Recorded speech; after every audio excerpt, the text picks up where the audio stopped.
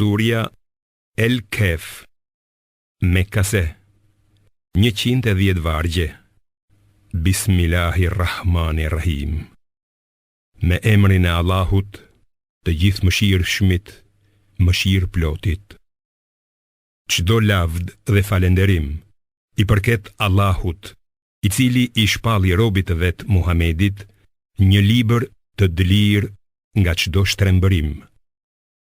Një libër të drejtë për të paralajmëruar nëpërmjet tij dënim të ashpër për jo besimtarët dhe për t'u dhënë lajmin e mirë besimtarve, të cilët bëjnë vepra të mira, se për ta do të ketë një shpërblim të bukur, xheneti, në të cilin do të qëndrojnë për herë, si dhe për të paralajmëruar ata që thonë, Allahu ka një birë. Ata nuk kanë kurfar dienie për këtë, as etërit e tyre. Sa fjalë e rëndë është ajo që del nga goja e tyre. Ata flasin vetëm gënjeshtra. A mos vallë, do të vrasësh veten nga pikëllimi nëse ata nuk besojnë në këtë fjalë Kur'an? Çdo gjë që gjendet në tokë, ne e kemi bërë stoli për të provuar se kush prej tyre punon më mirë. Dhe ne do ta bëjmë të shkret gjithçka që gjendet në të. Vallë, a mendon ti se banorët e shpellës dhe rakimit ishin një çudi nga mrekullitë tona?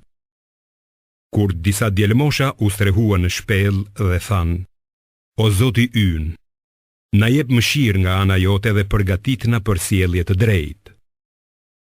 Ne u ambyllëm veshët atyre duke I lënë të flinin në shpellë për shumë vjet.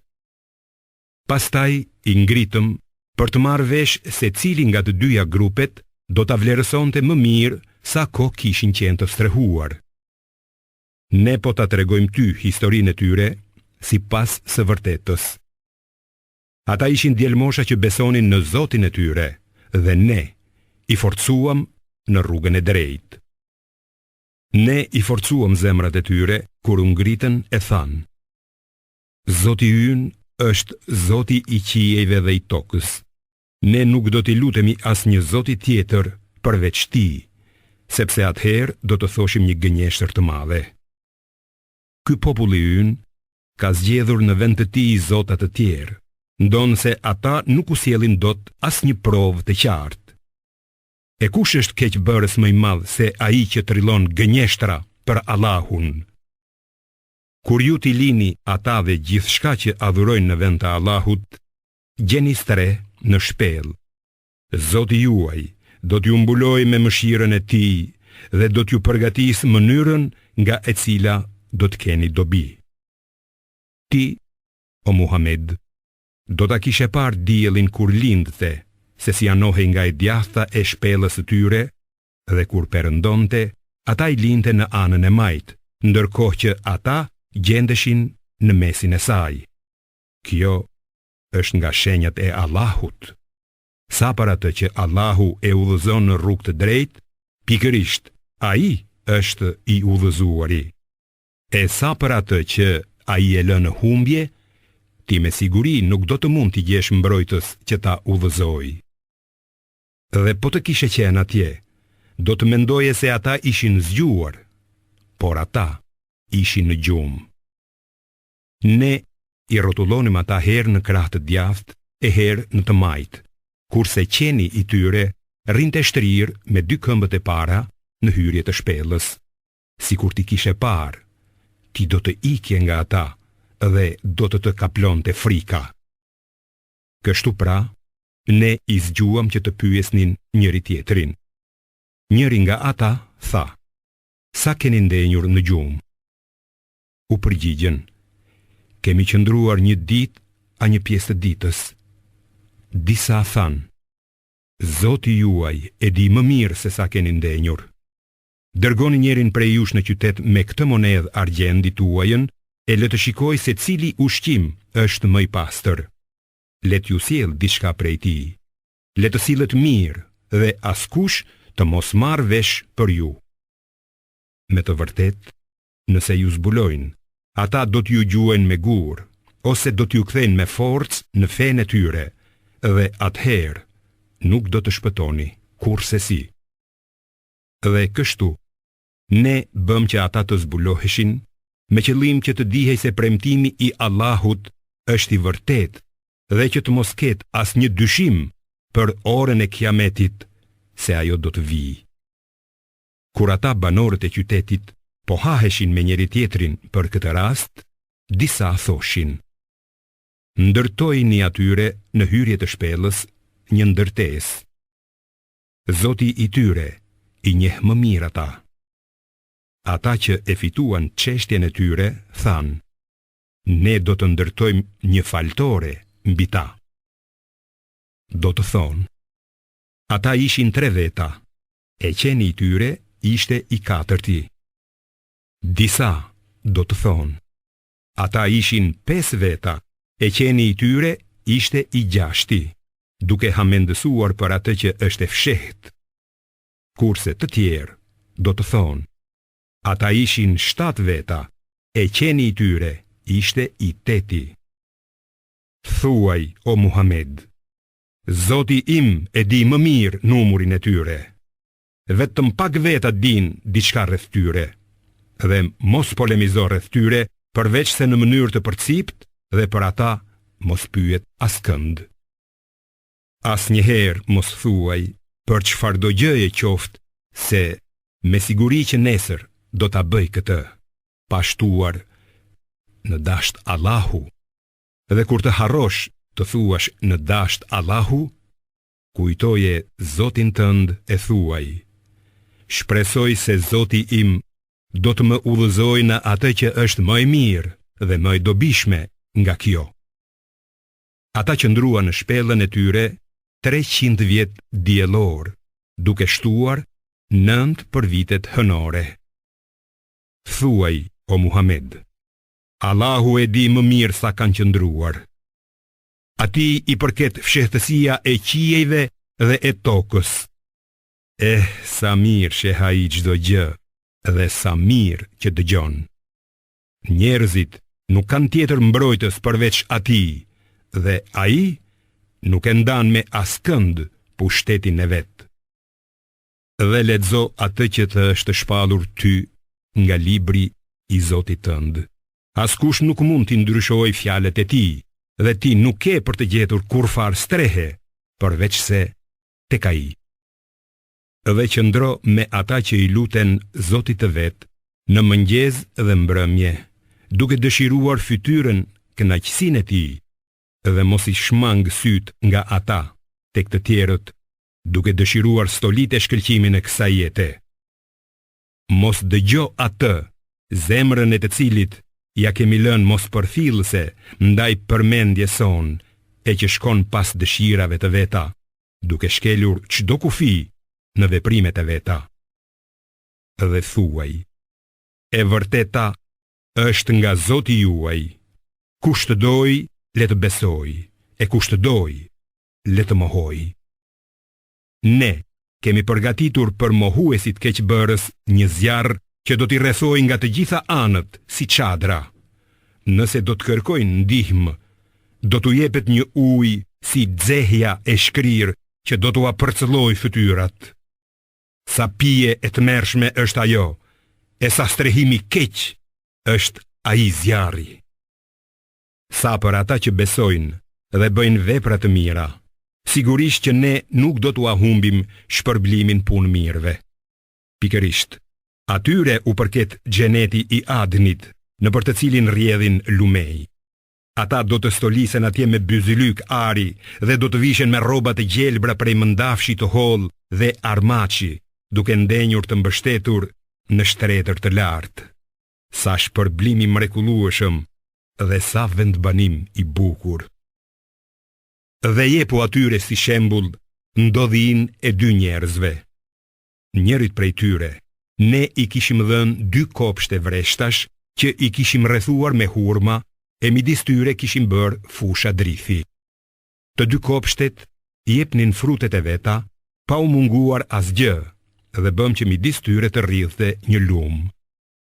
Ai pati prodhim të bollshëm dhe i tha shokut të vet: duke biseduar me të. Unë kam më shumë pasuri se ti dhe kam rreth më të fortë. Pastaj, hyri në kopshtin e vet dhe duke qenë i padrejt me vetveten, tha: Unë nuk mendoj se kjo do të shkatërrohet ndonjëherë, dhe nuk mendoj se do të arrijë ndonjëherë ora e kiametit. Por, edhe nëse do të më kthejnë te Zoti im, sigurisht që do të gjej një vend më të mirë se ky kopësht. Shoku i tij i tha, duke biseduar me të: A e mohon ti atë, i cili të ka krijuar nga dheu, pastaj nga pika e farës dhe të bërim më në fund njeri të plot? Sa për mua, unë besoj se Allahu është Zoti im dhe Zoti tim unë nuk i shoqëroj askënd në adhurim. Do të ishte më mirë për ty si kur të kishe thënë kur hyre në kopshtin tënd: Kështu ka dashur Allahu.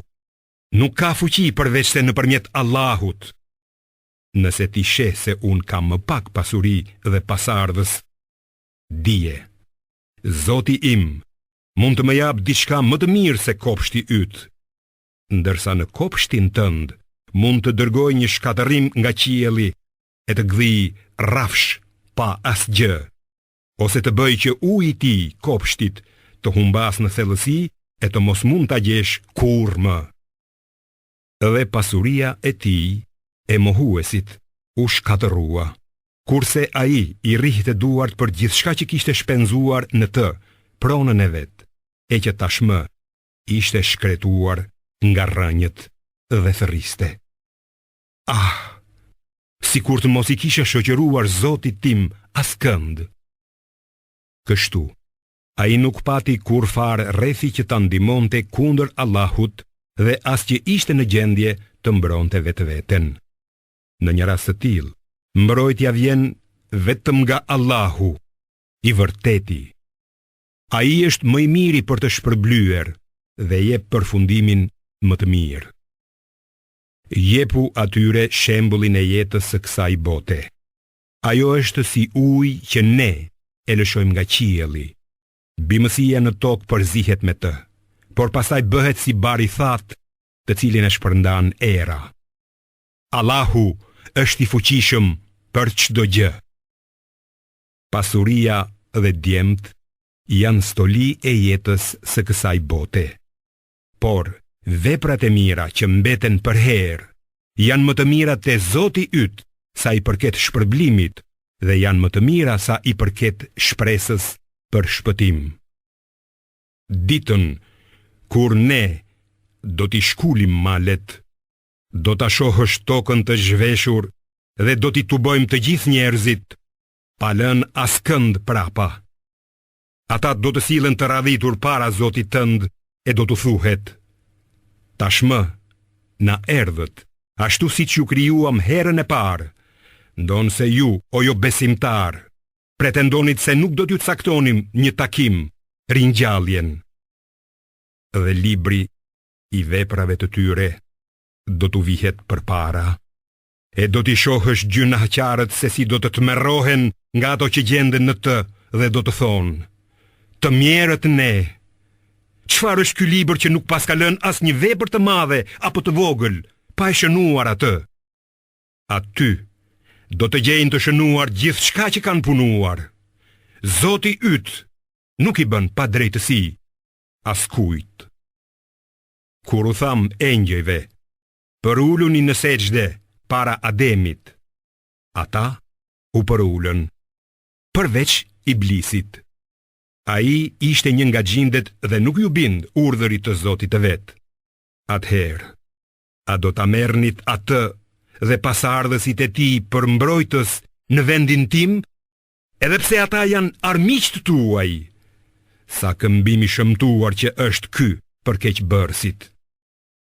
Unë nuk i bëra ata dëshmitar të krijimit të qiejve dhe të tokës, e as të krijimit të vet atyre, dhe sigurisht që unë nuk mund t'i marr si ndihmës ata që çojnë të tjerët në humbje.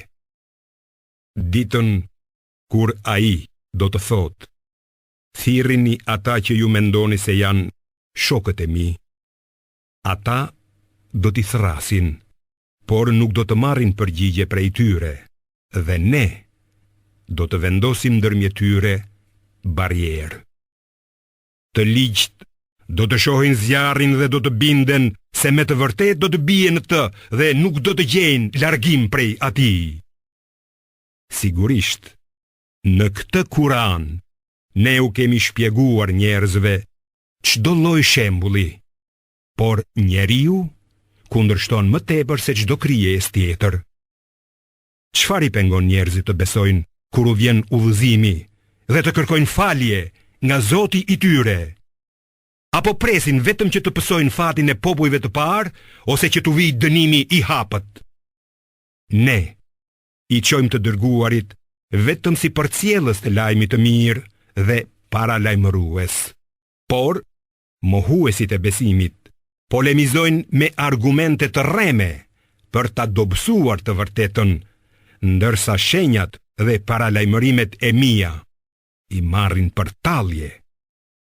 Kush është më i padrejtë se ai që kur ja kujtojnë shpalljet e Zotit të vet, largohet nga ato dhe harron ç'kan bërë duart e tij më parë? Ne kemi vënë perde në zemrat e tyre që të mos e kuptojnë atë Kur'anin dhe ua kemi rënduar veshët. Edhe sikur ti thërrasësh ata në rrugën e drejtë, ata kurrë nuk do të udhëzohen. Por Zoti yt është falësi plot mëshirë. Sikur ti dënonte ata për çfarë kanë bërë, ai do t'ua shpejtonte dënimin. Por ata i pret një çast i caktuar, nga i cili kurrë nuk do të shpëtojnë. Ato qytete ne i shkatëruam kur banorët e tyre bënd të këqija, dhe për shkatërimin e tyre ne kishim caktuar një afat. Kujto, kur Musai i tha djaloshit që e shoqëronte: nuk do të pushoj se ecuri, derisa të arrijë në vendin ku takohen dy detet, edhe nëse do të më duhet të udhëtoj për shumë kohë. Dhe kur arritën në vendin ku bashkoheshin dy detet, ata e harruan peshkun e tyre dhe ai rrëshqitin në det, duke e hapur atë si tunel. Kur kaluan mëtej, Musai i tha shoqëruesit të vet: na jep drekën ton, sepse jemi lodhur nga ky udhëtimi ynë. Ai u përgjigj: shiko, kur ndaluam tek ai shkëmbi, unë harrova peshkun, vetëm djalli më bëri ta harroj e nuk ta thash se peshku mori rrugën nga deti në mënyrë të habitshme.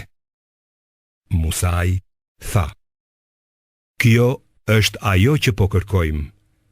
Andaj u kthyen në përgjurmët e veta dhe gjetën një prej robërve tanë, të cilit i patëm dhuruar mëshirë prej nesh dhe i kishim mësuar nga ana jon dije. Musai i tha atij: a mund të pasoj ty që të më mësosh edhe mua diçka prej diturisë së drejtë që të është dhënë ty? Ai u përgjigj: ti nuk mund të durosh dot me mua. E si mund të durosh pa pyetur para diçkaje për të cilën nuk di asgjë?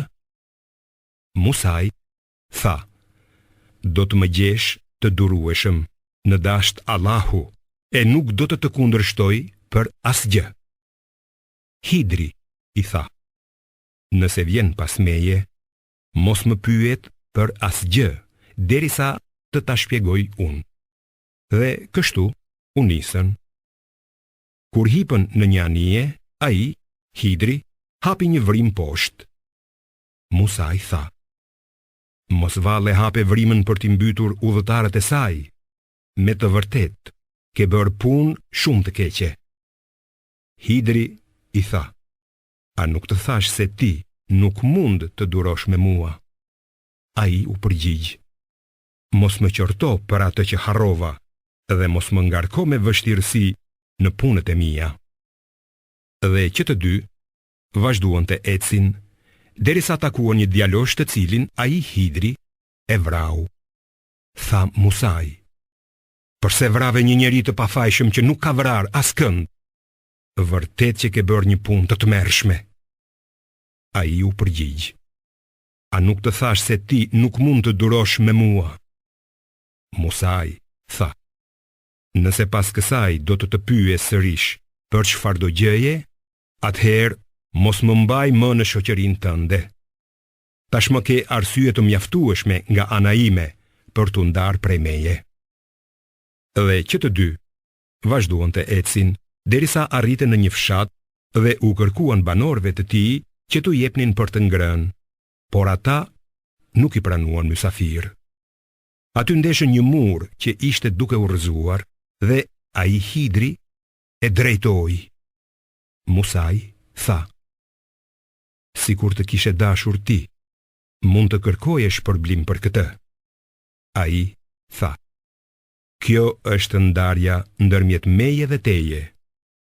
Unë do t'i shpjegoj ty ato gjëra për të cilat nuk mundet të durosh. Sa i përket anijes, ajo ishte pronë e disa të varfërve që punonin në det. Unë desha ta dëmtoj, sepse prapa tyre gjendej një mbret i cili merrte me dhunë çdo anije të mirë. Sa për djaloshin, prindërit e tij ishin besimtar. Ne e dinim se dashuria për të do t'i çonte ata në të keqe dhe mohim, dhe dëshiruam që Zoti i tyre në vend të atij t'u jepte një më të mirë, më të pastër dhe më të mëshirshëm. E sa i përket murit, ai u takonte 2 djelmoshave jetim në qytet dhe nën të gjendej një thesar i tyre. Babai i tyre kishte qenë njeri i mirë, prandaj Zoti yt dëshiroi që ata të arrinin moshën e pjekurisë e ta nxirrnin thesarin e tyre, si mëshirë nga Zoti yt. Unë këtë nuk e kam bërë sipas gjykimit tim. Ky është shpjegimi i asaj për të cilën ti s'munde të duroje. Ata, hebrejt, të pyesin ty, Muhamed, për Dhul-Karneinin, thuaj, unë do t'ju tregoj disa lajme për të. Ne i dham atij mundësi në tokë dhe i dham mjete e rrugë për të arritur çdo gjë, kështu që ai u nis në një rrugë. Kur arriti në vendin e perëndimit të diellit, pa se ai po ulej në një burim të zi balte dhe në afërsi të tij gjeti një popull. Ne tham, o Dhul-Karnein, mund t'i ndëshkosh ata, ose mund t'u bësh mirë atyre. Ai tha, sa i përket atij që bën të këqija, ne do ta ndëshkojmë, e pastaj do të kthehet te Zoti i vet, i cili do ta ndëshkojë me një dënim të rëndë. Sa për atë që beson dhe bën vepra të mira, atij i takon shpërblimi më i mirë dhe do t'i premtojmë atij lehtësira. Pastaj ndoqi një rrugë tjetër. Kur arriti në vendin e lindjes së diellit, ai e pa të lindte mbi një popull të cilit ne nuk i kishim dhënë gjë për t'u mbrojtur nga dielli. Kështu ndodhi dhe ne dinim gjithçka për të. Pastaj mori një rrugë tjetër. Derisa kur arriti në mes 2 malesh, gjeti rreth tyre një popull i cili pothuaj nuk kuptonte asnjë të folme. Ata than, o Dhul-Karnein, vërtet, Jexhuxhët dhe Mexhuxhët janë gatrestar në tokë. A të japim një pagesë që të ndërtosh një pend midis nesh dhe atyre?